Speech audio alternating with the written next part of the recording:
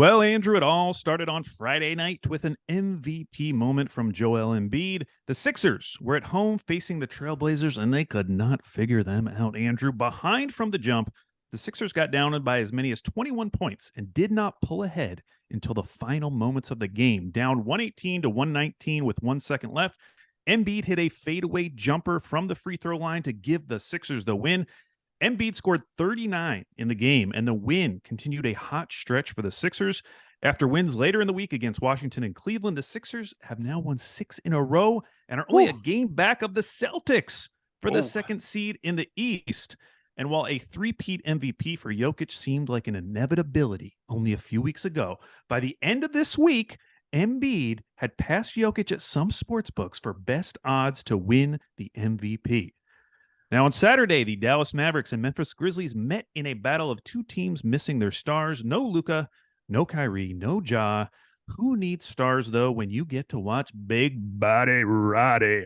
Rookie David Roddy had a career-high 24 points in the game with 17 coming in the fourth quarter as the Grizz came back from 11 down in the fourth to beat the Mavs 112 to 108. The Grizz are 3-3 since Ja's suspension. That wasn't really a suspension, but now definitely is a suspension, as we would later learn in the week when the NBA announced an 8-game suspension for Ja Morant after he met with the commissioner earlier in the week. For the Mavs, it's starting to get a little dicey. They are 1-3 in their last 4, with 7 of their next 9 coming on the road.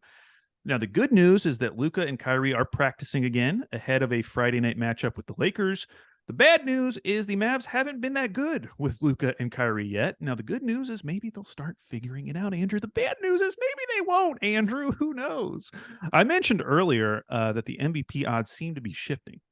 Now, part of that is how well Joel Embiid and the Sixers have been playing. Another part of that is that the Nuggets have decided to check out until the playoffs. They're just taking a little breather, relaxing a bit. After a brutal loss to San Antonio on Friday that spawned a low-light reel of Jokic's defense, Denver followed that up on Sunday with a loss to Brooklyn at home. They would follow that game up with a loss to the Raptors on Tuesday. In total, they lost 4 in a row during their mini skid before winning in Detroit on Thursday. While Jokic's box scores continue to look very impressive, the MVP vultures are circling, Andrew.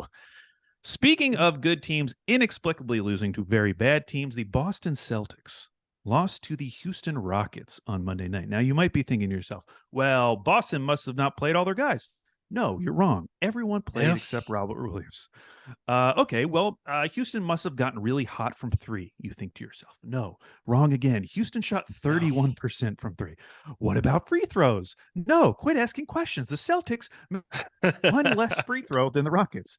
The Celtics just straight up lost to the Rockets, and the hypothetical person I'm talking to just needs to accept that. For the Rockets, they actually had 2 wins in a row this week, and rookie Jabari Smith Jr. is starting to show something, averaging 23 and 10 in his last 4 while shooting 54% from 3. On Tuesday, the Lakers played the Pelicans in a pivotal game for the play-in picture in the West. Half the teams in the Western Conference are currently embroiled in a never-ending struggle to separate themselves from the other teams, but no one has been all that convincing so far. On this night, it was the Lakers getting the win in New Orleans with Anthony Davis leading the way for LA, scoring 35 points. Despite getting Brandon Ingram back, the Pelicans continued their dramatic fall down the West standings, losing 8 of their last 11. The pick swap between the Pelicans and Lakers, which once upon a time seemed like it was going to be this nice, juicy bonus for New Orleans at the end of the season, is now more likely to not matter at all. Now, the good news for New Orleans is that their next 4 games are Houston, San Antonio, and Charlotte. Win those, and you're back above 500 again, which could mean that you're the 7th seed or something in the West. This conference is a mess. On Wednesday, our Golden State Warriors faced off against the Clippers in LA. Despite a 50-point game from Steph Curry, Golden State could not overcome the curse of the road Warriors, losing 134 to 126. If you're bored on this Saturday morning, go take a look at what the Warriors have been doing over the past month or so. In their last 17 games, they are 0-9 on the road, 8-0 at home. Just a hilarious bit that I would love to continue until the end of the season. The good news for Warriors fans, they have 4 winnable road games in a row coming up at Atlanta, Memphis, Houston, Dallas. They got to win one of those, right? No such thing as a winnable road game for the Warriors. No such thing. And as for the Clippers, we're going to talk about them in just a few minutes. Finally, on Thursday night, the Sacramento Kings defeated the Nets in Brooklyn on the second night of a back-to-back. Domantas Sabonis had 24 and 21 with 5 assists in the win, the 7th 2020 game of his career. The Kings are in an absolute groove right now, winning 10 of their last 12. They are up to 42 wins on the season, guaranteeing them a winning record for the first time since 2006. They're also a half game up on Memphis for the second seed. With 13 games left, the Kings only need to go 8-5 to finish with 50 wins, which would be an incredible feat. Light the beam, Andrew, and what a week it was.